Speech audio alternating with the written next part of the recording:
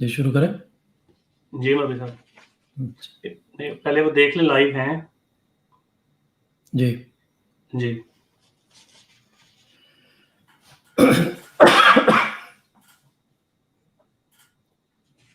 اعوذ باللہ من الشیطان الرجیم. بسم اللہ الرحمن الرحیم. السلام علیکم ورحمۃ اللہ وبرکاتہ. وعلیکم السلام. ماشاء اللہ مجلس خدا احمدیہ نے یہ جو سیشن یہ سیمینار جو منعقد کیا ہے اس کا آغاز ہم قرآن کریم کی تلاوت سے کرتے ہیں. عزیزم محترم ابراہیم احمد صاحب قرآن کریم کی تلاوت کریں گے. جی ابراہیم صاحب. السلام علیکم. وعلیکم السلام ورحمۃ اللہ. اعوذ باللہ من الشیطان الرجیم. بسم اللہ الرحمن الرحیم.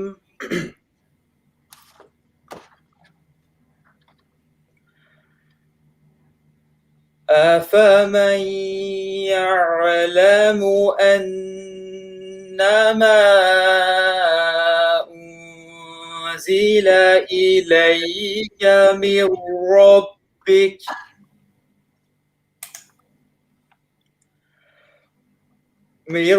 ربك الحق كمن هو أعمى.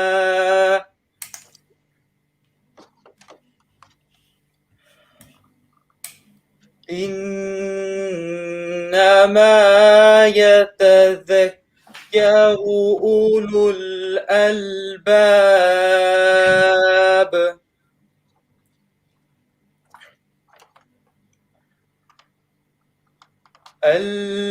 الذين يوفون بعهد الله ولا ينقضون الميثاق.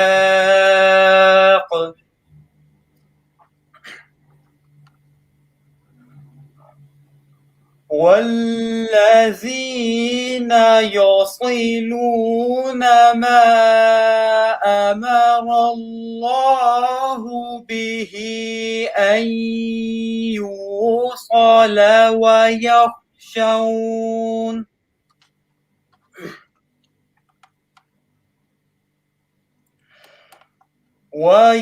ويخشون ربهم ويخافون سوء الحساب.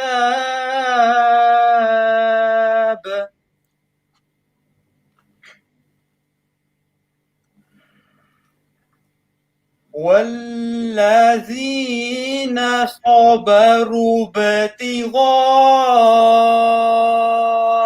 وجه ربهم وأقاموا الصلاة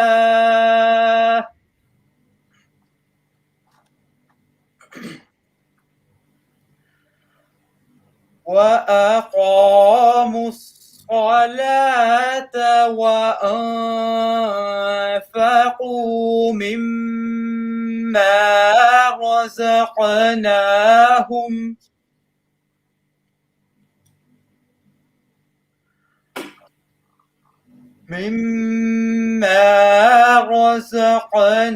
رزقناهم سرا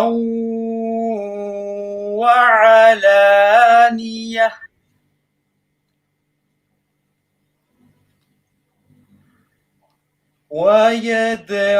ويدرؤون بالحسنة السيئة أولئك لهم عقبى الدار.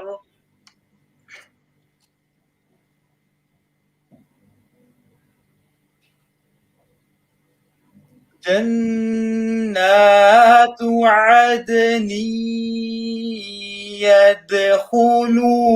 يدخلونها ومن صلح من آبائهم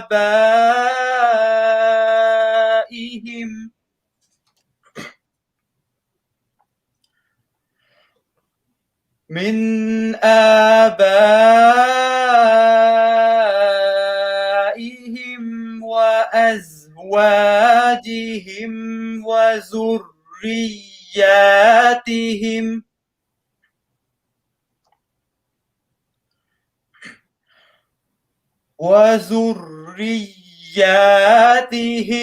والملائكة يدخلون عليهم من كل باب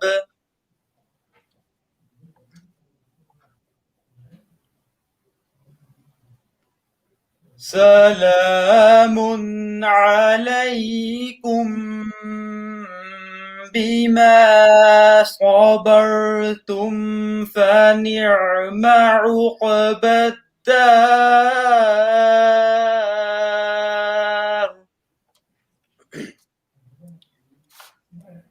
Det här var verserna 20-25 av Surah Al-Ra'd som jag har reciterat för er. Jag ska nu presentera den svenska översättningen av dessa verser.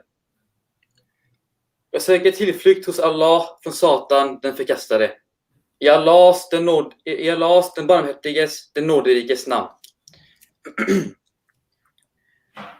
Är då den som känner till att det som har uppenbarats för dig från din Herre är sanningen, lik den som är blind.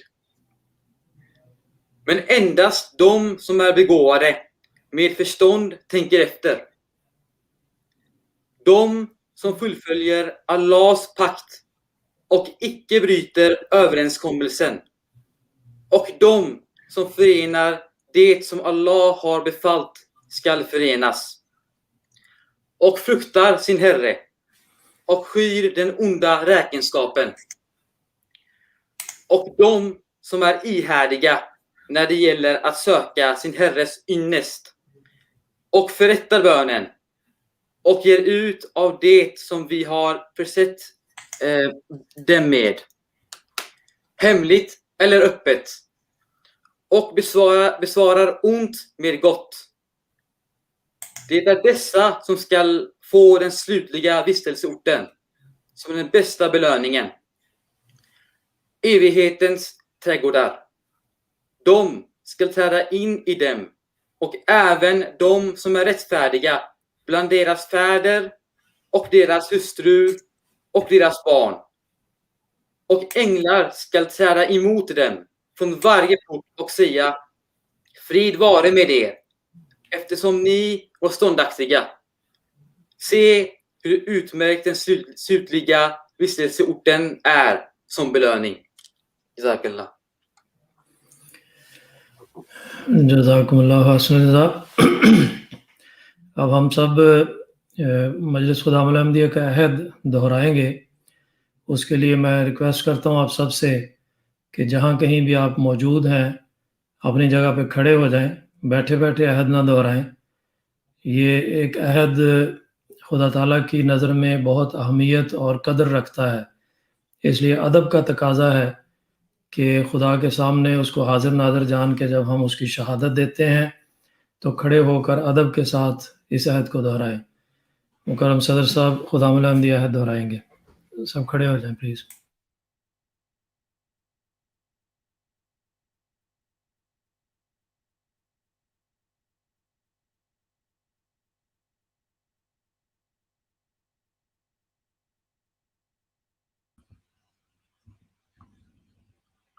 Sir साहब mic on करें।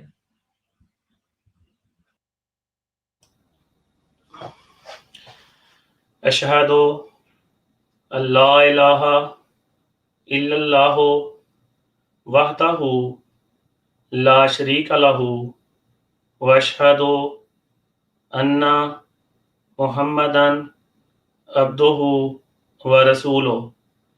अशहदु अल्ला इलाहा इल्लल्लाहु वहदहु ला शरीका लहु व अशहदु अन्ना Muhammadan अब्दुहु व रसूलुहु। अशहदु अल्ला इलाहा इल्लल्लाहु वहदहु ला शरीका लहु وأشهد أن محمدا عبده ورسوله. Jag förpliktar mig högtidligt att alltid vara redo att offra mitt liv, min förmögenhet, min tid och min heder för min religion och min nation. Jag ska också vara redo att göra all slags uppoffring för Khilafat Ahmadiyya. Och jag ska anse det obligatoriskt för mig att lyda samtliga khalifans befallningar, inshallah, för att följa Ahmadiyya. Jag förpliktar mig högtidligt att alltid vara redo att tjäna islam, Ahmadiyyat och min nation. Jag ska alltid tala sanning. Jag ska inte utnyttja någon. Och jag ska sträva efter att lyda alla khalifas befallningar, inshallah.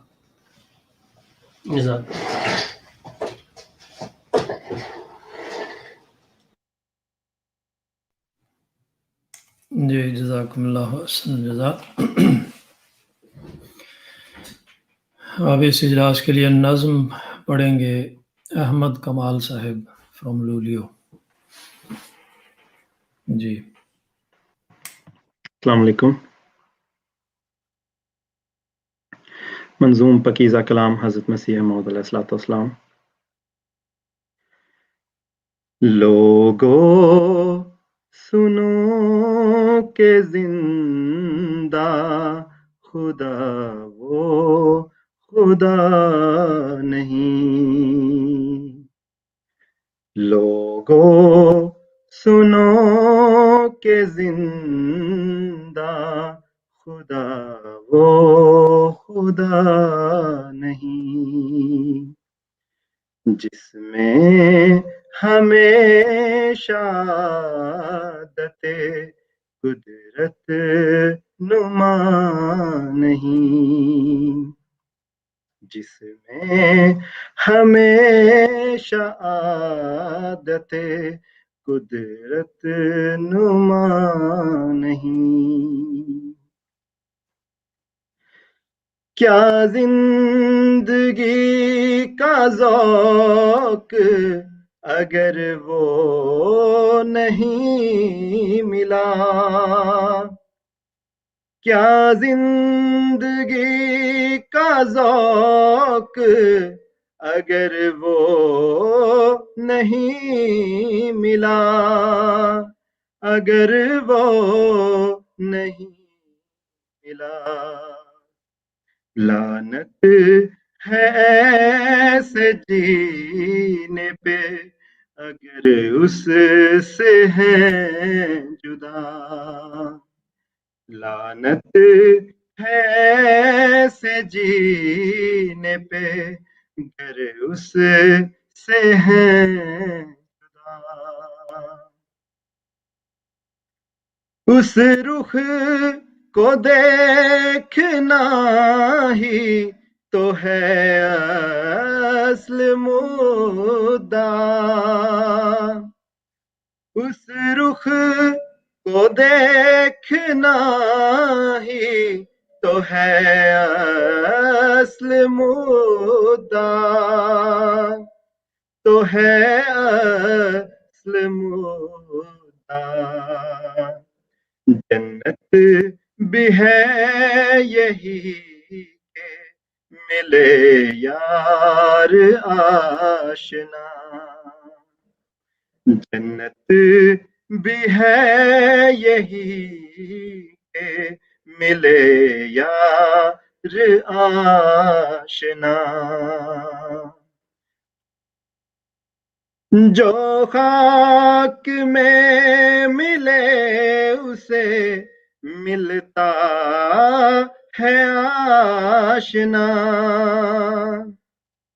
جو خاک میں ملے اسے ملتا ہے آشنا ملتا ہے آشنا اے آزمانے والے یہ نسخہ بھی آزما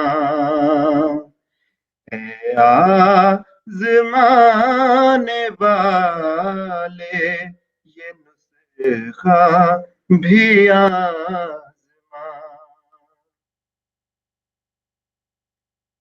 ان کے لیے تو بس ہے خدا کا یہی نشان ان کے لیے تو بس ہے خدا کا یہی نشان خدا کا یہی نشان یعنی وہ فضل اس کے جو مجھ پر ہے ہر زمان یعنی وہ فضل اس کے جو مجھ پر ہے ہر زمان لوگوں سنو کہ زندہ خدا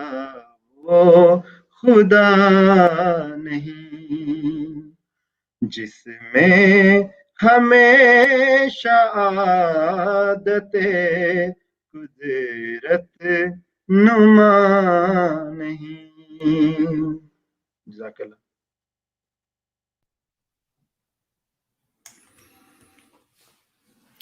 جی جزاکم اللہ حسن جزا اب اس اجلاس کی پہلی جو تقریر ہے وہ سویڈش زبان میں ہے اور مکرم مربی سلسلہ کاشف محمود ورک صاحب بیان فرمائیں گے ٹاپک ہے کنڈیشنز آف بیعت اینڈ آور رسپانسبلٹیز جی پلیز کاشف صاحب جزاکم اللہ صاحب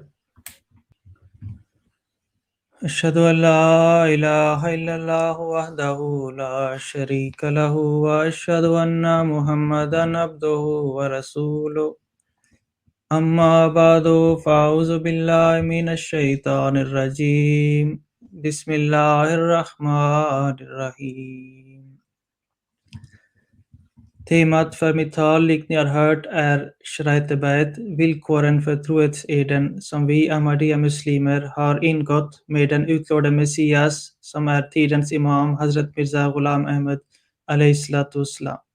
Detta är också temat för detta seminarium och det är också temat för i år inom Khuddam al-Ahmadiyya Sverige. Jag ska idag tala utifrån den heliga Koranen, hadis och den utlovade Messias och vår kära imams uttalanden om betydelsen av denna bäd som vi har ingått med den utlovade Messias al-Islam. I den heliga Koranen säger Allah den allsmäktige i Surah al-Fatha, vers 11. Sannoliken, det som svär en trohetsed till dig, bäja, svär förvisso en trohetsed till Allah. Allahs hand är över deras händer. Så vem helst som bryter sin ed, bryter den till sin egen förlust. Och den som uppfyller förbundet som han har slutit med Allah, kommer han sannoliken att ge en stor belöning. I denna vers instiftas bä'a, det vill säga trohetseden inom islam, och det förklaras vara ett sätt genom vilken en människa kan uppnå Guds välbehag. Och Gud har sedan evigheter ansett det vara på det här viset, det är hans sedvana, att Guds välbehag sökes genom att man sluter trohetsed till en person som är älskad av honom och som har full insikt och kunskap och kärlek till Gud.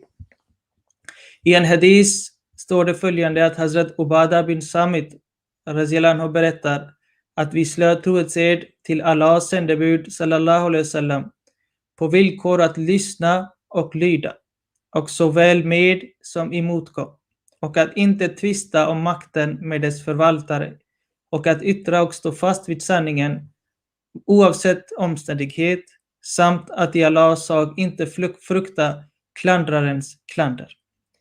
Av detta framgår att det jag sa tidigare, för att uppnå Guds välbehag och glädje så ska man ansluta sig till tidens imam eller tidens profet. Vidare här får vi veta innehållet i denna bäa, vad det betyder enligt den helige profeten Muhammad sallallahu alaihi wasallam, som säger att bäat innebär lydnad och att inte i denna lydnad, på grund av denna lydnad, inte frukta någon utomstående klandrares klander, utan vara fullkomlig och lojal i sin bäa. Den utlovade Messias al-Islam har vidare förklarat syftet med bäa och även frukterna man får genom att ingå i en bäa med tidens imam. Och sammanfattades kan jag berätta att Huzur har skrivit att genom att överlåta sin vilja till en andlig vägledare i utbyte få andlig kunskap, andliga insikter och andliga välsignelser som är nödvändiga för att vi människor ska kunna uppnå frälsning samt för att underlätta vår resa in i det kommande livet som ska vara för evigt. Så genom denna bäa får vi både kunskapen och vi får även styrkan som behövs för att vi ska kunna klara av den stora utmaning det innebär att vara människa, och särskilt det som en mänskliga naturen ständigt drar oss nedåt. Med denna bäa så får vi styrkan att kunna dras uppåt, det vill säga till andliga höjder. När den utlovade Messias al-Islam kom till världen och gjorde sitt anspråk, så sade han att Gud har talat om för mig att han ämnar skapa en ny himmel och en ny jord. Och han förklarade att genom att ingå i bäat med mig så kommer ni få ta del av denna andliga revolution. Och det är denna andliga revolution vi har sett manifestera sig under det gångna seklet, då miljontals människor från hela världen anslutit sig därtill och upplevt de levande välsignelserna som varje dag nedfaller på detta samfund. Vi ser också en fantastisk manifestation av denna bäat under Jalsa Salana, och då tänker jag på de här större Jalsa i UK och andra länder, då människor från hundratals nationer samlas på ett ställe och sluter sig till en imam och erkänner att de ska överlåta all lydnad till denna imam. Detta är någonting absolut unikt. Världen har försökt på olika sätt genom olika organ, FN eller EU, att på något sätt skapa samarbete. Men här har vi ett samfund som med Guds hjälp har kunnat skapa ett bäat-system där folk från hela världen överlåter sin vilja och sin liv till en imam som i utbyte ger dem andlig vägledning för frälsning. Så detta är någonting absolut unikt med Jamaat Ahmadiyya. Vår kära imam Hazrat Khalifatul Masih Khamis Ibn Aziz påminner oss regelbundet om betydelsen och innebörden av bäat. I ett fredagstal år 2017, då Huzur förklarade i 2016 i december, så förklarade Huzur att när det nya året kommer så brukar människor planera, göra upp och granska sitt tidigare år. För en Ahmadiyya-muslim sade den utlovade Huzur Enver att vi är väldigt lyckligt lottade eftersom vi har ingått i bäat med din imam och varigenom vi får ta del av dessa välsignelser.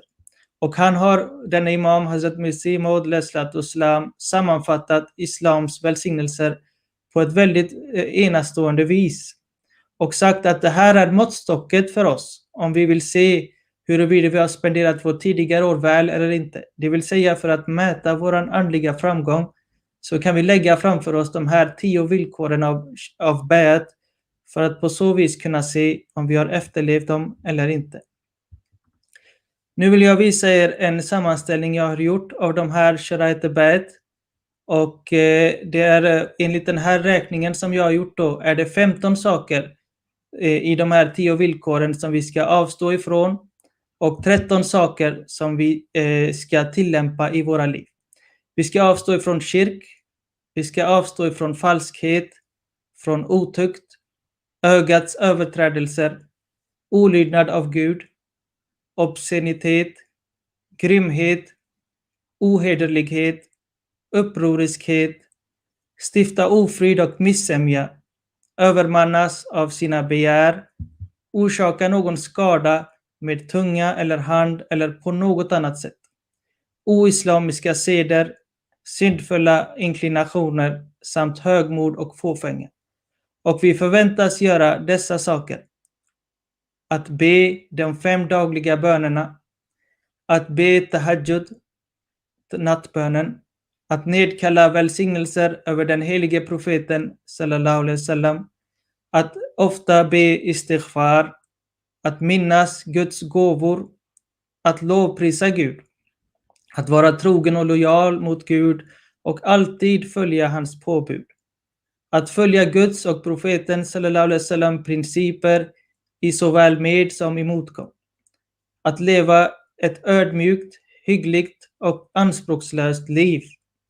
Att anse islams ära och välstånd stå högre än allt annat. Att enligt vår fulla förmåga verka för mänsklighetens bästa. Att ingå i broderskap med den utlovade Messias al-Islam samt att framvisa lydnad till Hazrat Masih al-Islam till vårat sista andetag. De här sakerna är det som den utlovade Messias al-Islam förväntar sig av alla dem som har ingått i bad med honom. Och vi bör försöka i våra liv att eftersträva detta. Inshallah kommer jag skicka den här listan på handlingar, och det är väldigt bra att repetera dem då och då och granska sig själv hur långt vi har kommit i vår andliga resa. Nu mot slutet vill jag läsa upp några uppmaningar som den utlovade Messias al-Islam har gjort till sin jamaat, och dessa är tagna från Kashtienu, Noaks ark, den utlovade Messias bok.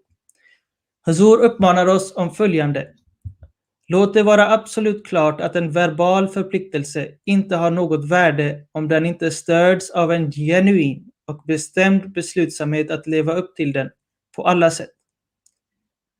Vidare säger Huzur att andra människor i den här världen ger Gud inte företräde över materiella medel och det stöd de hoppas få från sina vänner och sina anknytare.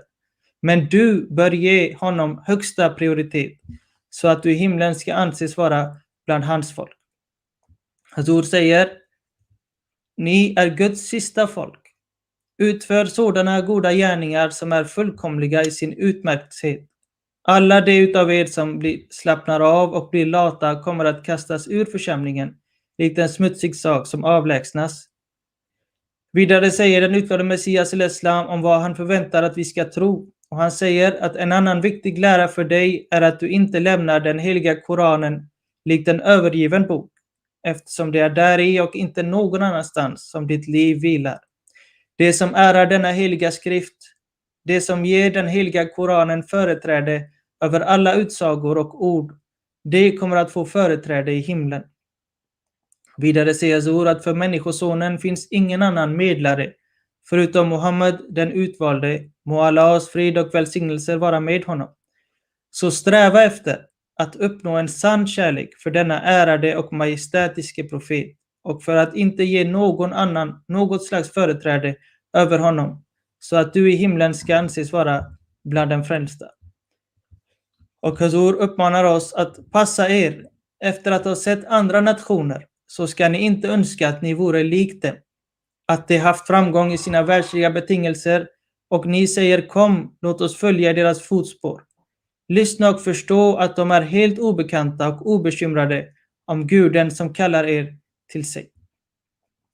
Jag avslutar med att läsa Huzurs sista uppmaning i denna bok, och Huzur säger att mina kära medmänniskor, detta är tillfället för att tjäna tron och dess avsikter.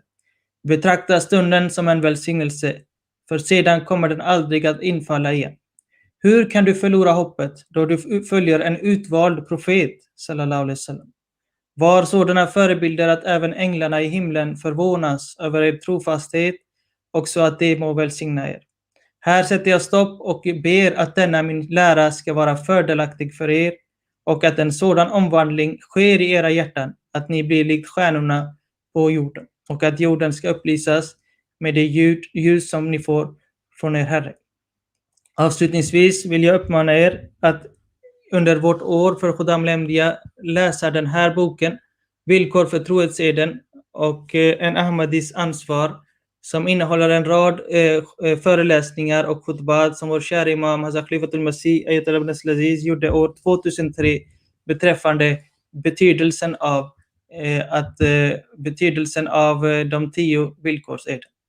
Må Allah Ta'ala göra det möjligt för oss alla att följa den utlovade Messias uppmaningar på bästa möjliga vis. Amin. آمین. جزاکم اللہ حسن جزا. کاشف صاحب ماشاءاللہ مختصر وقت میں آپ نے اپنے مضمون کا حق ادا کرنے کی کوشش کی ہے الحمدللہ. ہماری نیکسٹ اگلی تقریر ہے کنڈیشنز آف بیعت and faith inspiring incidents from life of صحابہ، اور یہ تقریر پیش فرمائیں گے مکرم محترم ربی سلسلہ ملک طاہر حیات صاحب. جی ملک صاحب.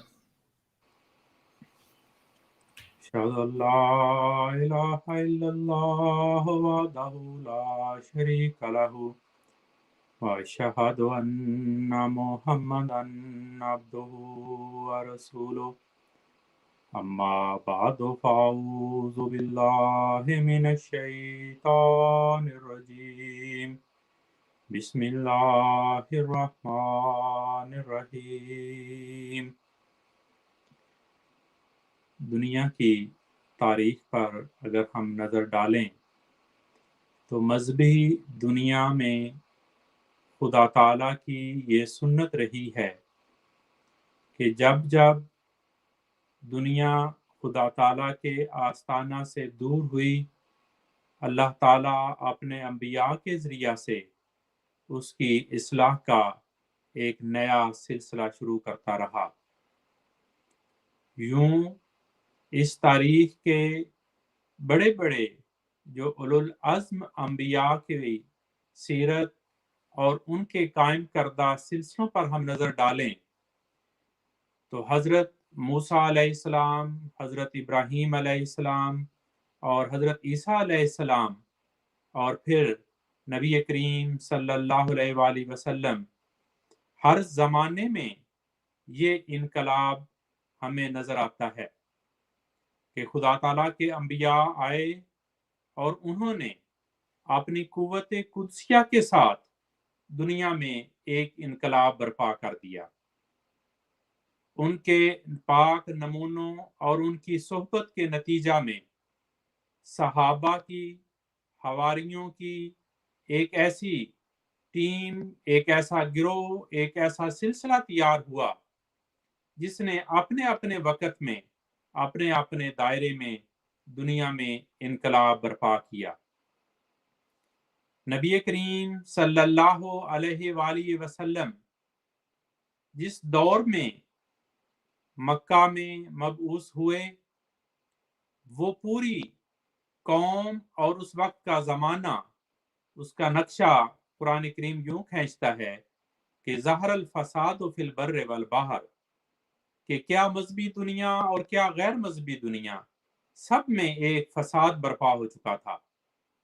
اور نبی کریم صلی اللہ علیہ وآلہ وسلم نے اپنے پاک نمونہ اور سیرت کے ساتھ ایک ایسے انقلاب کی بنیاد ڈالی، اور آپ کے گرد صحابہ کی زندگیوں میں وہ انقلاب برپا ہوا کہ دیکھتے ہی دیکھتے جو نسلوں کے بگڑے تھے وہ الہی رنگ اختیار کرتے چلے گئے. آج کے دور میں نبی کریم صلی اللہ علیہ وآلہ وسلم کی پیشگوئیوں کے مطابق جب مسیح پاک کی آمد ہوئی تو ایک دفعہ پھر ہمیں وہی نقشہ نظر آتا تھا دنیا میں کہ کیا مذہبی دنیا اور کیا غیر مذہبی دنیا سب خدا تعالیٰ کے آستانے سے دور اور مختلف ابتلاؤں میں اور امتحانوں میں پڑی، اور فتنہ اور فساد عام ہو چکے تھے. ایسے دور میں حضرت اقدس مسیح موعود علیہ السلام کو دیکھ کر جو تھوڑی سی فراست رکھنے والے بھی لوگ تھے، اور زمانہ یہ کہہ اٹھا کہ آپ ہماری بیعت لیں، آپ وہ وجود ہیں جن کے ذریعہ سے دنیا میں انقلاب پیدا ہونے والا ہے. لیکن حضرت اقدس مسیح موعود علیہ السلام ان کے ان مطالبات یا خواہشات جس کا وہ اظہار کرتے تھے کہ سامنے ہمیشہ یہی فرماتے رہے کہ مجھے ابھی اس کا اذن نہیں ہے. لیکن جب خدا تعالیٰ کی طرف سے اذن بیعت ہوا، جب خدا تعالیٰ کی طرف سے یہ حکم نازل ہوا کہ اب تو نوح کی طرح ایک کشتی تیار کر جس میں مومنین کی جماعت بیٹھے اور آج کے طوفانوں سے وہ کشتی جو ہے وہ خدا تعالیٰ کے فضل اور رحم کے ساتھ اپنی منزل یعنی خدا تعالیٰ کے تعلق میں آگے بڑھتی چلی جائے گی۔ تو ہم آج جماعت احمدیہ کے افراد اس بات پر اپنے خدا تعالیٰ کے فضلوں کا جتنا بھی شکر ادا کریں وہ کم ہے کہ اس نے ہم کو جماعت احمدیہ مبائن میں داخل کیا ہے۔ یعنی ہم ایسے افراد ہیں جن کو ایسی جماعت میں داخل ہونے کی توفیق ملی جنہوں نے اپنے وقت کے امام کی آواز پر لبیک کہتے ہوئے بیعت کی سعادت حاصل کی ہوئی ہے۔ ہمیں جو انبیاء گزشتہ کے صحابہ اور ان کے ساتھیوں اور اس وقت کے جو لوگ ان پر ایمان لائے اور ان کی ذاتوں میں یہ انقلاب برپا ہوئے، اگر ان کی سیرت ان کے حیات پر ہم نظر ڈالیں تو یہ نظر آتا ہے کہ جس طرح نبی کریم صلی اللہ علیہ وآلہ وسلم نے ایک موقع پر فرمایا تھا کہ گزشتہ امتوں پر ایسے حالات آئے کہ ان کی جلدیں جو ہیں ان کے جسموں سے الگ کی گئیں، ان کے گوشت ان کی ہڈیوں سے الگ کیے گئے اور اس طرح ان کو آروں سے دو ٹکڑوں میں جو ہے چیر دیا گیا، لیکن وہ ہر موقع پر خدا تعالیٰ کی محبت اور اس کی توحید کے ترانے گاتے چلے گئے۔ نبی کریم صلی اللہ علیہ وآلہ وسلم کے صحابہ نے اپنے زمانہ میں جس طرح کے انبیاء میں سے نبی کریم صلی اللہ علیہ وآلہ وسلم خدا تعالیٰ کے خاتم الانبیاء خاتم النبیین ہونے کے لحاظ سے سب انبیاء سے افضل قرار پائے، تو آپ کے صحابہ نے بھی آپ کی پیروی میں اور آپ کی فرمان برداری میں بالکل اسی طرح تمام گزشتہ انبیاء کے صحابہ میں سے اپنے اخلاق میں اور اپنے تمدن میں اور اپنے نمونہ میں وہ دکھایا سیرت کا پہلو کہ جس کو دیکھ کر خدا تعالیٰ کی صفات یاد آتی تھیں۔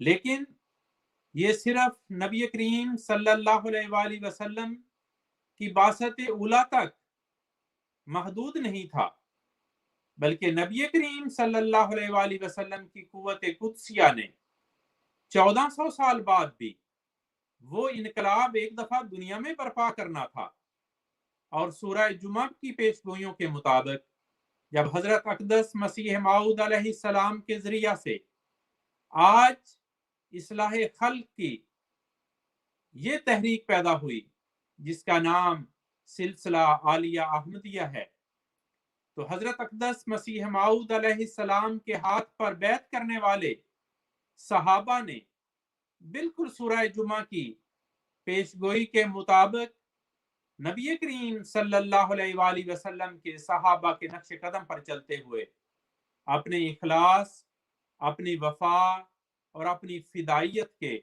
بائن ہی وہ نمونے ہماری آنکھوں کے سامنے لا کھڑے کیے۔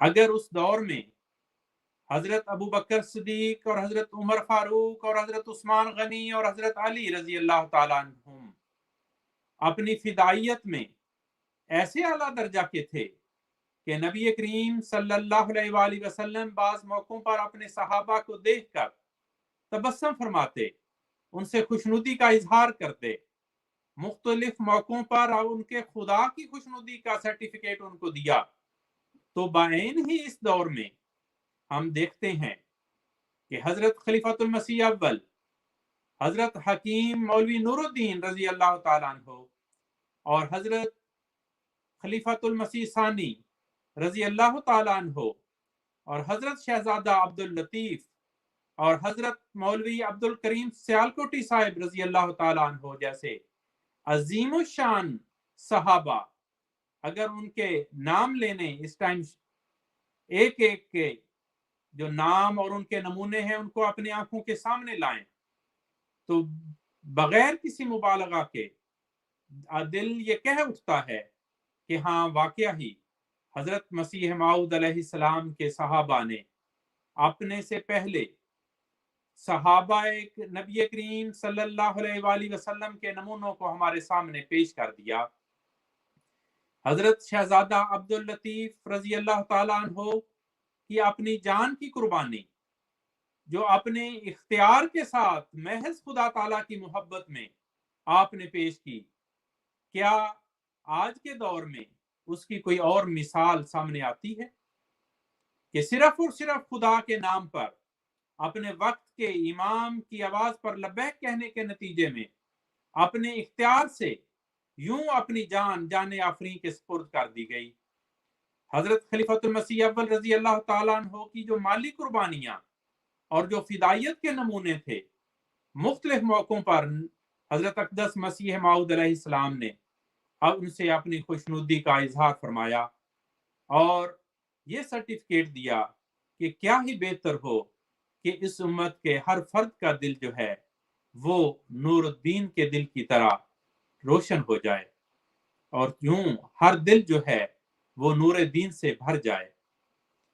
तो आज हम और जो आप खुदामुल अहमदिया और अतफालुल अहमदिया इस वक्त मेरी आवाज सुन रहे हैं, जरूरत इस बात की है कि हम अपनी जात का ये जायजा लें और जहां हम अपने खुदा का ये शुक्र अदा करें कि उसने हमको जमात अहमदिया मुबाइन में दाखिल होने का मौका अता फरमाया है, वहां हम शरायते बैत जिनको पढ़कर अपने अंदर एक तब्दीली की तहरीक पैदा होती है और खुदा ताला के मदद और नुसरत के साथ अगर थोड़ी सी भी हम कोशिश करें तो कुर्बे इलाही के इस मैदान में आगे बढ़ने के लिए बेशुमार मौके अल्लाह ताला हमारे लिए आसान कर देता है। तो इस जायजे की जरूरत है कि हम शरायते बैत पर पूरा उतरने की कोशिश करें, इखलास, वफा और फिदायत में सहाबा के नक्शे कदम पर चलें, उसी तरह बेलौस होकर गैर मशरूत इताअत अपने इमाम की करें, निज़ाम की करें और फिर समेना व अताना की जो आवाज है वो सहाबाए कराम की तरह आज हर अहमदी फर्द जमात से, हर खादम से, हर तिफल की ये आवाज बन जानी चाहिए कि ऐ हमारे इमाम, हम हाजिर हैं, जो हुक्म हो।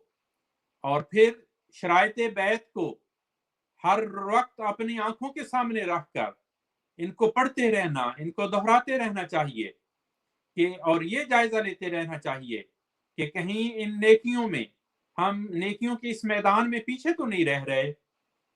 हजरत अक़दस खलीफतुल मसीह खामिस अय्यदहुल्लाह ताला बेनस्रिल अजीज आजकल जिन सहाबा की सीरत तैयबा पर खुतबात दे रहे हैं, अगर उन सहाबा की सीरत को हम सुने तो एक एक सहाबी ऐसे है जिसके बारे में नबी करीम सल्लल्लाहु अलैहि वसल्लम ने बेशक बहुत ही कमाल की सनद अता फरमाई और हमारे लिए हुक्म दिया कि मेरे सहाबा तो सितारों की मानंद हैं, इनमें से जिसकी भी पैरवी करोगे कामयाब हो जाओगे।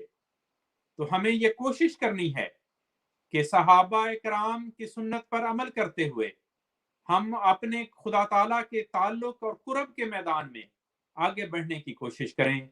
जिस तरह हजरत अक़दस मसीह मऊद अलैहिस्सलाम के सहाबा ने अपनी जिंदगियों में तब्दीलियां लाईं और एक रूहानी इनकलाब अपनी जातों में वो लेकर आए, जरूरत इस अमर की है कि वो इनकलाब आज हम में से हर एक की जात पर आना चाहिए।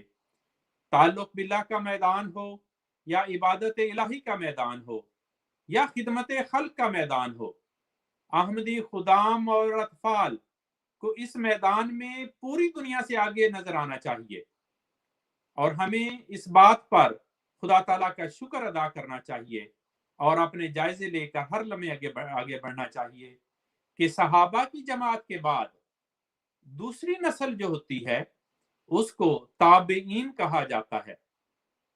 आज आप में से अक्सरियत ताबईन हैं जिन्होंने ऐसे लाजमी बात है, मुझे उम्मीद है कि आप में से अक्सर ने सहाबा को देखने का जो शरफ है वो पाया होगा। तो वो मोमिन जो अपनी आंखों से सहाबा का दीदार करे उसको ताबे कहा जाता है। तो वो जमात जो ताबीन की हो तो उनके अंदर भी सहाबा के नमूने नजर आने की जरूरत है। और वो लोग जिन्होंने सहाबा को तो ना देखा हो लेकिन ताबीन को देखा हो उनको तबा ताबीन कहा जाता है। तो आज हम में से अक्सर या तो ताबीन हैं या तबा ताबीन हैं। तो मेरी दुआ है कि अल्लाह ताला हमें नबी करीम सल्लल्लाहु अलैहि वसल्लम के सहाबा और उनके ताबीन की सुन्नत पर अमल करके वो नेक नमूने दिखाने की तौफीक अता फरमाए, जिसके नतीजा में हम अपने खुदा के सामने ये कह सकें कि हमने हत्तुल मकदूर अपने इमाम की पेश करदा शरायत बैत पर कोशिश करने की पूरी जो हमारी लगन थी, जो हमारी तरफ से कोशिश थी, उसका हक अदा कर दिया। अगर हम ऐसा करेंगे तो याद रखें कि लाजमी बात है कि यह खुदा का वादा है। अगर हम अपनी तरफ से शरायत बैत पर पूरा उतरने की कोशिश करेंगे, सहाबा के नक्शे कदम पर चलने की कोशिश करेंगे, हम एक कदम चलेंगे तो खुदा ताला 2 कदम तेजी से हमारी तरफ बढ़ेगा। और ये ताल्लुक जो है, ताल्लुक बिल्लाह का ये सफर, ये बड़ी तेजी से तय होता हुआ खुदा ताला के इस दौर में जो ताबीन के नमूने हैं वो हम पेश करने वाले होंगे, क्योंकि आइंदा नस्लों ने ये कहना है और इस बात पर उनको फख्र होना चाहिए कि हमने ताबीन को देखा, हमने तबा ताबीन को देखा। अल्लाह ताला हमें हकीकी रंग में ताबीन और तबा ताबीन बनने की तौफीक अता फरमाए। व आखिर दावाना अनिल हम्दुलिल्लाहि रब्बिल आलमीन। अस्सलामु अलैकुम व रहमतुल्लाहि व बरकातुहू। जज़ाकुमुल्लाहु अहसन जज़ा मुकर्रम मोहतरम मलिक ताहिर याद साहब। अब चंद एक बातें मैं आपकी खिदमत में अर्ज़ करता हूँ। अशहदु अन ला इलाहा इल्लल्लाह वहदहू ला शरीका लहू व अशहदु अन्ना मुहम्मदन अब्दुहू व रसूलुहु। अम्मा बअदु फ़अऊज़ु बिल्लाहि मिनश शैतानिर रजीम। बिस्मिल्लाहिर रहमानिर रहीम। सबसे पहले तो मुकर्रम सदर साहब खुदामुल अम्बिया का शुक्रिया अदा करता हूँ। अल्लाह ताला इनको जज़ाए खैर अता फरमाए कि इन्होंने मुझे मदऊ किया इस मजलिस में और आपसे मुखातिब होने का मौका दिया। और दूसरा ये कि बाकी मुकर्ररीन ने भी नौजवानों को बहुत अच्छे अंदाज में बाज़ बातें समझाई हैं जो एक अहमदी के लिए अपने अल्लाह ताला से ताल्लुक़ पैदा करने की गर्ज से ज़रूरी है कि उन पर अमल किया जाए। मैंने आज आपके सामने पेश करने के लिए मुख्तसर वक्त में छोटी छोटी 2-3 बातें जहन में रखी हैं जो दरअसल हुज़ूर अनवर अय्यदहुल्लाहु ताला बिनसहिल अज़ीज़ ने हमें इरशाद फरमाई हैं, ख़ास तौर पे स्वीडन के नौजवानों को।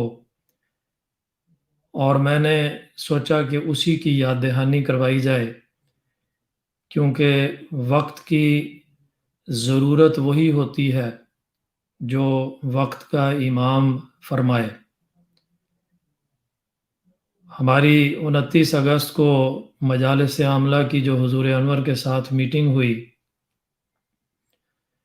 उसमें हुज़ूर अनवर अय्यदहुल्लाहु ताला बिनस्सिल अज़ीज़ ने एक सवाल के जवाब में नौजवानों की तरबियत की तरफ तवज्जो दिलाने के लिए बाज़ बातें फरमाईं। उनमें से कुछ बातें इंतज़ामी यानी इंतज़ामिया से ताल्लुक़ रखती हैं, जो इंतज़ामिया ने करनी है और उम्मीद है कि कर रही होगी इंतज़ामिया। कुछ बातें हैं जो पब्लिक से बराह रास्त ताल्लुक़ रखती हैं مگر جو باتیں حضور نے چند منٹوں میں بیان فرمائیں ان کو وضاحتاً پبلک کے سامنے بیان کرنے کے لیے وقت درکار ہے، لیکن میں کوشش کروں گا کہ اپنے اس مختصر مقررہ وقت کے اندر جتنی بھی مجھے توفیق ملی میں آپ کو وہ چند باتیں آپ کے سامنے رکھوں گا۔ اس زمانے میں ہر طرف پوری دنیا میں مذہب سے دوری کا رجحان پیدا ہو رہا ہے، اور اس سے جماعت احمدیہ کے نوجوان بھی متاثر ہو رہے ہیں۔ گو کہ دنیا کی یہ واحد جماعت ہوگی جس کی اکثریت اللہ کے قریب ہونے کی پوری کوشش کر رہی ہے اور ہر لحظہ کوشش کرتی ہے، لیکن کہیں کہیں کچھ لوگ ضرور افیکٹ ہوتے ہیں دنیا کی اس روٹین سے جو ہر طرف چل رہی ہے۔ ایسے میں انتظامیہ کو کیا کرنا چاہیے کہ خاص طور پہ خدام جن میں مذہب سے لگاؤ، اللہ سے لگاؤ کم ہو رہا ہے، ان کو کیسے جوڑ کے رکھا جائے اور وہ اپنے اللہ تعالیٰ کے ساتھ گہرے تعلق میں رہیں۔ اس کے لیے حضور نے فرمایا کہ پہلے تو قول اور فعل برابر کرنا ہے، یعنی جو کہتے ہیں وہ کرتے بھی ہوں۔ اس میں سب سے پہلا مخاطب تو ہر انسان خود ہے جو سن رہا ہے، یعنی مجھے کہا جا رہا ہے کہ میں وہ کہوں جو میں کرتا ہوں، اور جو میں کرتا ہوں وہ کہوں، یعنی کرنا اور کہنا ایک برابر ہو جائے۔ کیسے؟ آج ہم سب نے کھڑے ہو کر خدام الاحمدیہ کا عہد دہرایا ہے، ہم نے اس میں خدا کو گواہ بھی ٹھہرایا ہے، میں دین کو دنیا پر مقدم رکھوں گا، یہ ہم کہہ رہے ہیں، تو ہمیں کرنا بھی ایسے ہی ہے۔ تو یہ پہلی بات تو یہ ہے کہ ہر فرد جماعت کے لیے یہ ضروری ہے کہ اپنے قول اور فعل کو برابر کریں۔ پھر حضور نے یہ بھی فرمایا کہ جو جماعتی عہدیدار ہیں، چاہے وہ مجالس کے ہوں یعنی تنظیموں کے یا جماعتوں کے عہدیدار ہوں، ان کا اپنا قول اور فعل بھی برابر ہونا چاہیے۔ اگر کوئی عہدیدار کہتا کچھ اور ہے، کرتا کچھ اور ہے، اس کی باتیں یا اس کی تحریریں یا اس کے ہدایات کچھ اور طرح کی ہیں، مگر پریکٹیکلی وہ کچھ اور کر رہا ہے، تو ایسے وقت میں جو پبلک ہوتی ہے ان کے لیے وہ امتحان بن جاتا ہے، ان کے لیے مشکل کھڑی ہو جاتی ہے کہ ہم اس کی کیسے بات مانیں یا کس طرح اس کی باتوں پہ عمل کریں۔ حضور نے یہ بات بالکل واضح الفاظ میں بیان فرمائی کہ فرمایا کہ میں کہتا ہوں کہ بڑوں کی تربیت پہلے کریں۔ اب یہ ہم سب جتنے بھی کسی بھی عہدے پہ کسی بھی خدمت پہ مامور ہیں، فرمایا نیشنل عاملہ کی بھی تربیت کرو، اپنی مقامی عاملہ کی تربیت کرو، تاکہ بچے ان کے نمونے دیکھ کر اپنی اصلاح کریں۔ اور خدام الاحمدیہ کا یہ کام ہے کہ ان کو سمجھائیں، یعنی پبلک کو، خدام کو سمجھائیں کہ تم نے نہ کسی عہدیدار کی بیعت کی ہے، نہ اس سے تمہارا تعلق ہے۔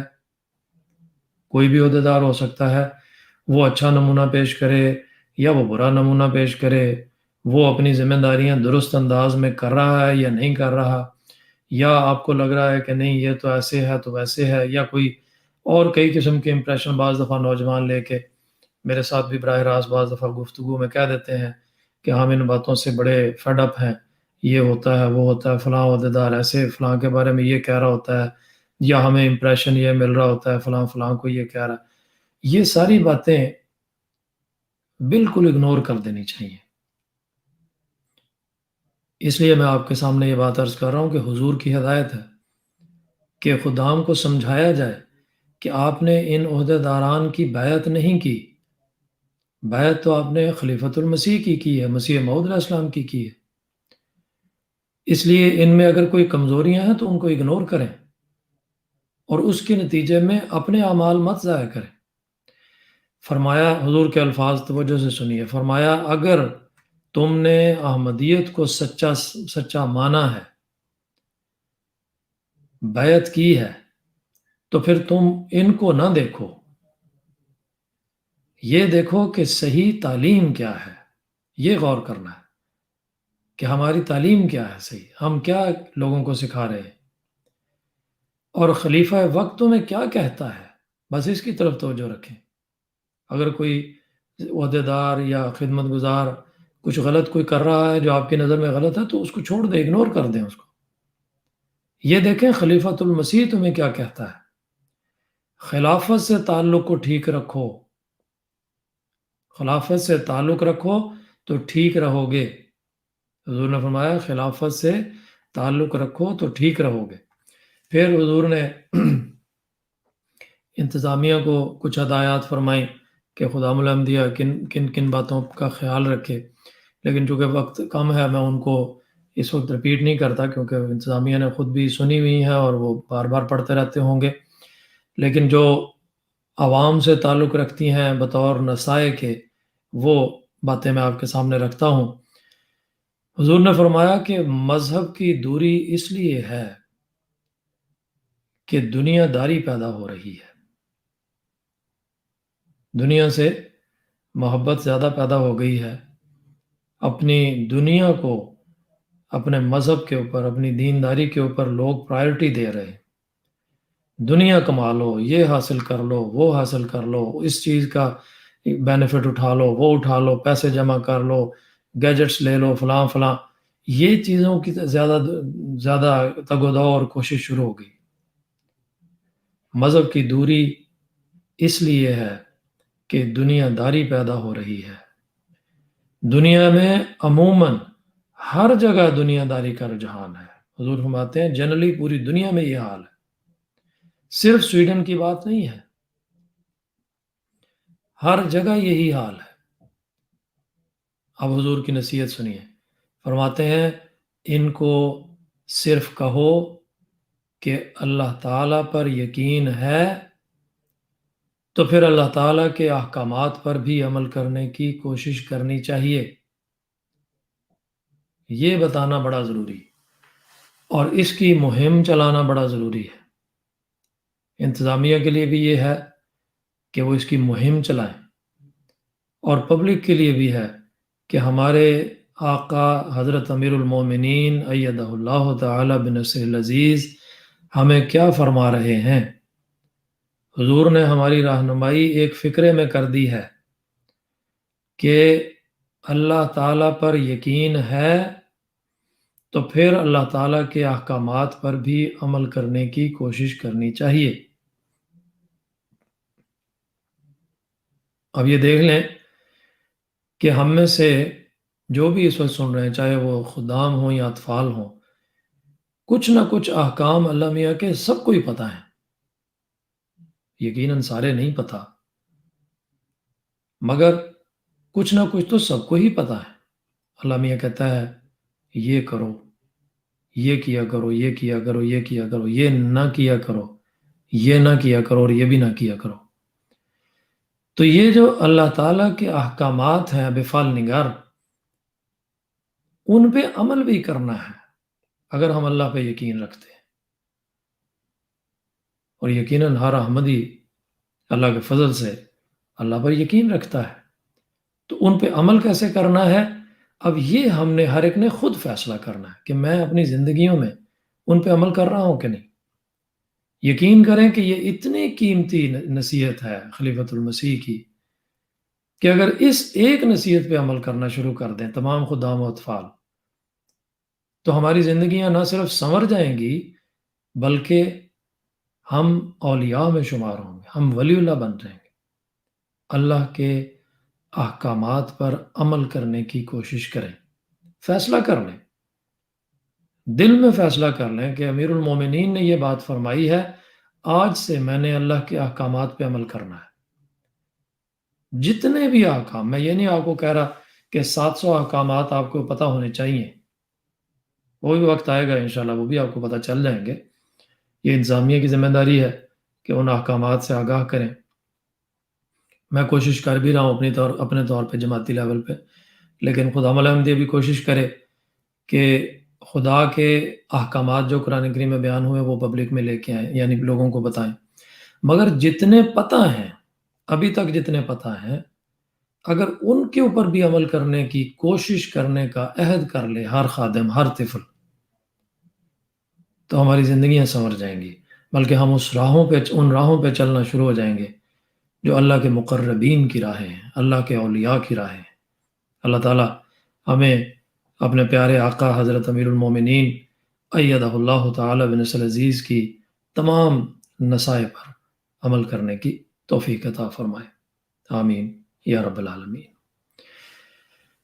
جزاکم اللہ احسن الجزا۔ آج کے باقی پروگرام کا حصہ اب یہ ہے کہ مکرم و محترم صدر صاحب مجلس خدام الحمدیہ سویڈن علم انعامی جیتنے والی مجلس کا نام کا اعلان کریں گے اور پھر کچھ فرمائیں گے۔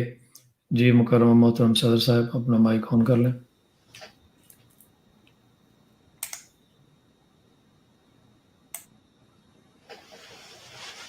جزاک اللہ ربی صاحب۔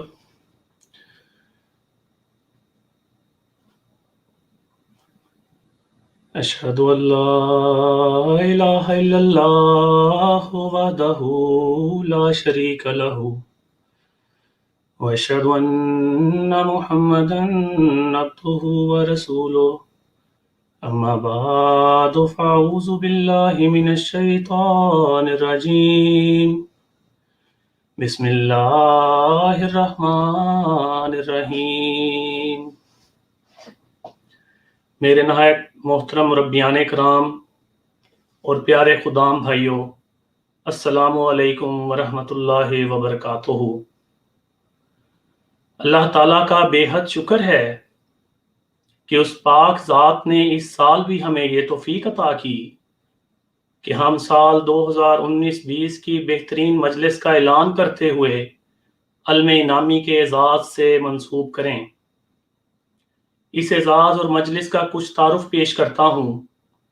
مجلس خدام الحمدیہ کی بنیاد حضرت مسلم موعود رضی اللہ تعالیٰ عنہ نے 1938 میں رکھی، جس میں 15 سے 40 سال کی عمر کے نوجوان افراد شامل ہوتے ہیں، اور اس کی ایک ذیلی تنظیم مجلس اطفال الحمدیہ کے نام سے قائم ہے، جس میں 7 سے 15 سال کے بچے شامل ہوتے ہیں۔ علم انعامی کا آغاز 14 نومبر 1939 کو خلافت جوبلی میں حضرت مسلم موعود رضی اللہ تعالیٰ عنہ نے کیا، اور پہلا علم انعامی کا اعزاز اڑیسہ انڈیا کی مجلس کے حصہ میں آیا۔ اس وقت کے صدر مجلس حضرت مرزا ناصر احمد صاحب تھے، جنہوں نے مورخہ 25 دسمبر 1939 کو مدرجہ ذیل ہدایات بابت علم انعامی ارشاد فرمائی تھیں۔ یہ جھنڈا خلافت جوبلی علم انعامی ہر سال سب سے پیش رہنے والی مجلس حاصل کر سکے گی۔ جو مجلس یہ جھنڈا انعام کے طور پر حاصل کرے گی، اس کے لیے لازمی ہوگا کہ 25 نومبر تک اس کو مرکز میں پہنچا دیں۔ جھنڈے کی حفاظت کی تمام تر ذمہ داری اس عرصہ کے لیے جب تک یہ جھنڈا ان کے پاس رہے گا اس مجلس پر ہوگی جو اس کو انعام کے طور پر حاصل کرے گی۔ جھنڈا جو ہے فلاگا کو کہتے ہیں۔ جو مجلس انعام کے طور پر اس جھنڈے کو حاصل کرے گی، اس جھنڈے کو لے جانے اور واپس مرکز میں پہنچانے کے تمام اخراجات کی متحمل ہوگی۔ علم انعامی پر اس کو حاصل کرنے والی مجلس کا نام چاندی کی ایک تختی پر لکھوا کر لگایا جائے گا، جس کے اخراجات اس مجلس کی ذمہ داری ہوگی۔ جھنڈے کو کسی عمارت پر نہ لگایا جائے، اس طرح اس کے خراب ہونے کا احتمال ہے۔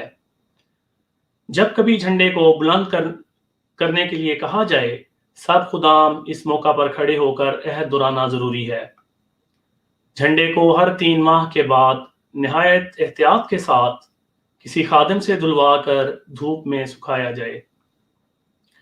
مجلس خدام الاحمدیہ سویڈن نے سال 2017 علم انعامی کے اعزاز کا آغاز کیا، اور اس وقت سے ہر سال یہ اعزاز سال کی بہترین یعنی مثالی مجلس کو دیا جاتا ہے۔ 2017 میں علم انعامی کمیٹی قائم کی گئی، جس کے صدر ہمارے محترم تربیت مربی سلسلہ مکرم کاشی ورک صاحب ہیں۔ اس کے علاوہ اس میں شامل ممبران میں نیشنل محتمم مکرم ظہیر منصور صاحب اور نیشنل محتمم مال مکرم محسن احمد کالو صاحب ہیں۔ اس سال کی بہترین مجلس کا اعلان کرنے سے قبل حضرت خلیفۃ المسیح رابع رحمہ اللہ تعالیٰ کا ایک پیغام جو 1983 میں سویڈن کے خدام کے نام لکھا تھا پیش کرتا ہوں، جسے سن کر ہمیں اپنی ذمہ داریوں کا اندازہ بہتر رنگ میں ہو سکے گا۔ حضور فرماتے ہیں کہ آپ ایک ایسے معاشرہ میں رہ رہے ہیں جو باوجود یہ کہ مادی ترقی یافتہ ہونے اور اپنے آپ کو تہذیب یافتہ کہلانے کے اخلاقی طور پر انتہائی خراب ہے، جس میں ہر قسم کی برائیاں موجود ہیں، کیونکہ یہ وہ معاشرہ ہے جہاں انسان نے اللہ تعالیٰ سے اپنے پیدا کرنے والے سے منہ موڑ لیا ہے۔ ان لوگوں کی حالت بہت ہی قابل رحم ہے۔ ان کے طور طریق اور برے اطوار کے نتائج بھیانک سے بھیانک تر صورت اختیار کرتے جا رہے ہیں۔ وہ خود اس کے چشمدید گواہ ہیں۔ صرف اللہ تعالیٰ ہی ان کی اس حالت سے نجات دے سکتا ہے۔ ہمیں امید رکھنی چاہیے اور دعائیں کرنی چاہیے کہ یہ لوگ اللہ تعالیٰ کی طرف رجوع کرنے والے ہوں۔ یہ آپ کی ذمہ داری ہے کہ آپ ان کو اللہ تعالیٰ کی طرف بلائیں، لیکن صرف آپ کے الفاظ نہ ہوں تو ان کو متاثر کریں گے، نہ ہی وہ اس طرح سے اپنا طرز عمل بدلیں گے، بلکہ ان کو دین حق کی طرف بلانے کے لیے یہ بتانا ہوگا کہ آپ کا طرز زندگی ان کے طرز زندگی سے بہت بہتر ہے۔ آپ کو انہیں نہ صرف باتوں سے بلکہ اپنے دینی طرز عمل سے یہ واضح کرنا ہوگا کہ وہ جو صرف خدا واحد پر یقین رکھتے ہیں اور پھر اس کو اپنا وجود سونپ دیتے ہیں، حقیقت میں وہی نیکی کی زندگی گزار رہے ہیں، اور صرف نیکی کی زندگی ہی حقیقی زندگی ہے۔ میں دعا کرتا ہوں کہ اللہ تعالیٰ آپ کو اپنے اندر دینی اقتدار پیدا کرنے کی توفیق دے، اور پھر آپ میں سے ہر ایک دین حق کی سچائی ایک زندہ ثبوت بن جائے۔ والسلام، طاہر احمد، خلیفۃ المسیح رابع۔ ایک خادم نے مقابلہ کے دوران سچ سے کام لیا۔ اس خادم اور اس کی بات کی حضرت مسلم موعود رضی اللہ تعالیٰ عنہ نے کس طرح پذیرائی فرمائی، اس کو بیان کرتا چلوں۔ تقسیم انعامات کے بعد اور تقریر سے قبل حضور رحم اللہ تعالیٰ نے یہ اعلان فرمایا کہ ایک انعام میں اپنی طرف سے دینا چاہتا ہوں۔ حیدرآباد ڈویژن کی کبڈی کی ٹیم کے ایک نوجوان کھلاڑی تھے جن سے ریفری نے پوچھا تھا کہ تمہیں ہاتھ لگا ہے یا نہیں۔ انہوں نے بتایا تھا کہ ہاں مجھے ہاتھ لگا ہے۔ وہ کہاں ہیں؟ یہاں بیٹھے ہوئے ہیں تو سٹیج پر آ جائیں۔ ان کا نیلا جانگیا تھا۔ قائد ضلع حیدرآباد ان کو بلائیں۔ جب تک وہ سٹیج پر آتے ہیں میں وجہ بتا دیتا ہوں کہ میں نے ان کو کیوں بلا رہا ہوں۔ کبڈی کے میچ کا ویسے تو بڑا لطف آ رہا تھا، لیکن وہاں اخلاقی امتحان کا ایک ایسا میچ ہوا کہ مجھے ایسا مزہ آیا کہ میں کبڈی کا دوسرا سارا مزہ بھول گیا۔ ہمارے ربوہ کا ایک کھلاڑی آیا حیدرآباد ڈویژن کی طرف، اور اس وقت برابر کے پوائنٹس چل رہے تھے۔ 1-2 پوائنٹ سے بھی پانسا پلٹ سکتا تھا۔ اس نے ہاتھ لگانے کی کوشش کی۔ ایک لڑکے کو بہت خفیف سا ہاتھ لگا۔ میں نے محسوس کیا کہ ہاتھ لگ گیا ہے، لیکن شک تھا۔ اتنے میں ایک اور آدمی نے اسے پکڑ لیا۔ اس نے کہا میرا ہاتھ لگ گیا تھا۔ دوسرے کو ساری ٹیم کے 4 سے ظاہر ہو رہا تھا کہ پاگل گپ مار رہا ہے، کوئی ہاتھ نہیں لگا۔ ریفری نے اس نوجوان سے پوچھا کہ تمہیں ہاتھ لگا تھا؟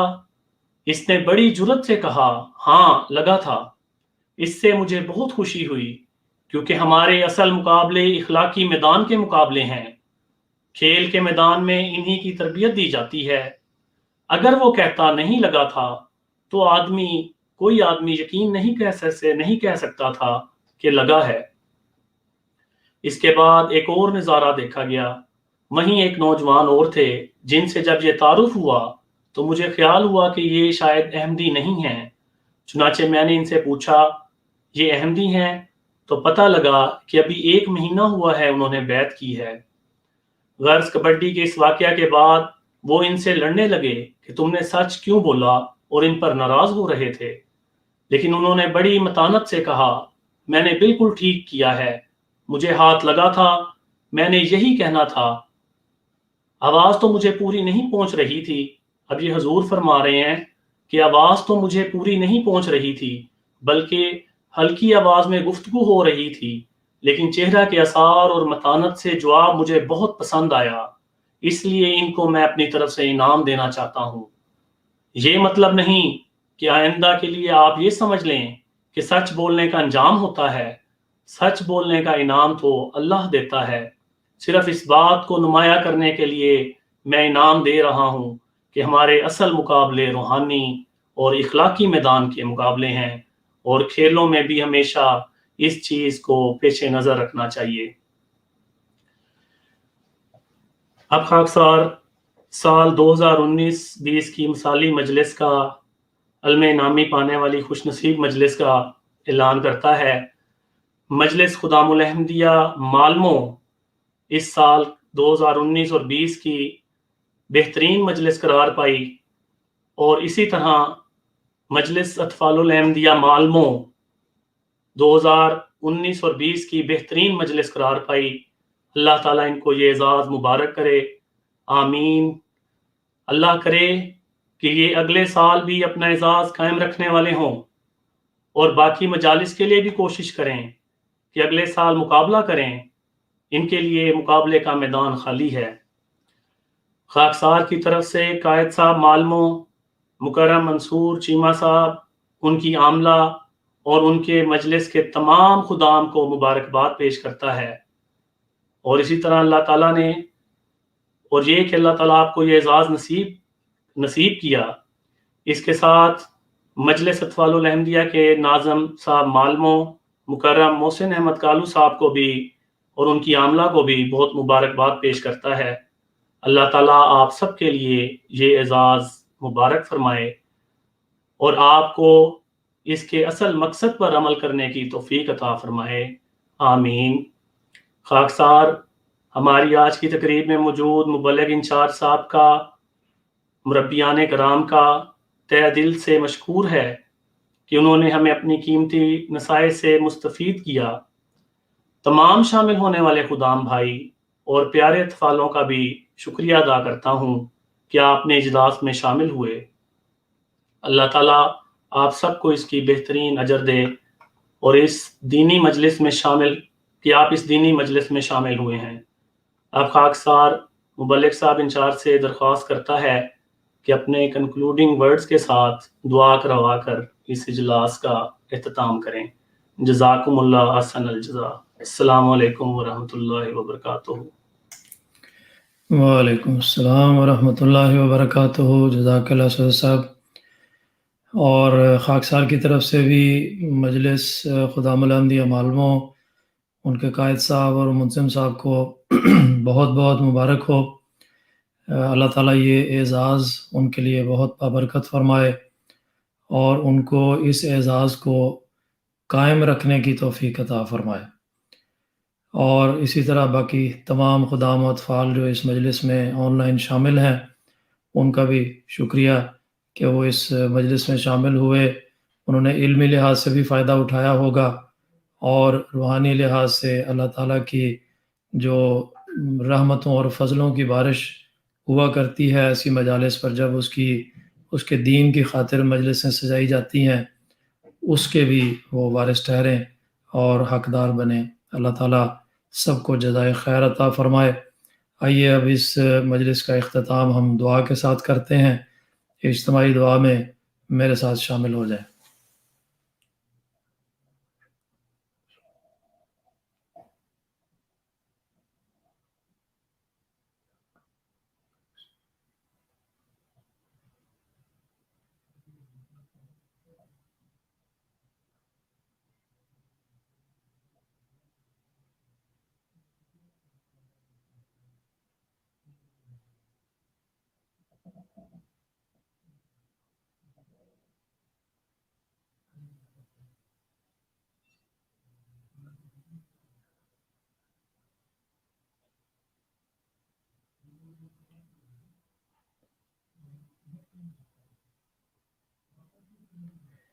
آمین.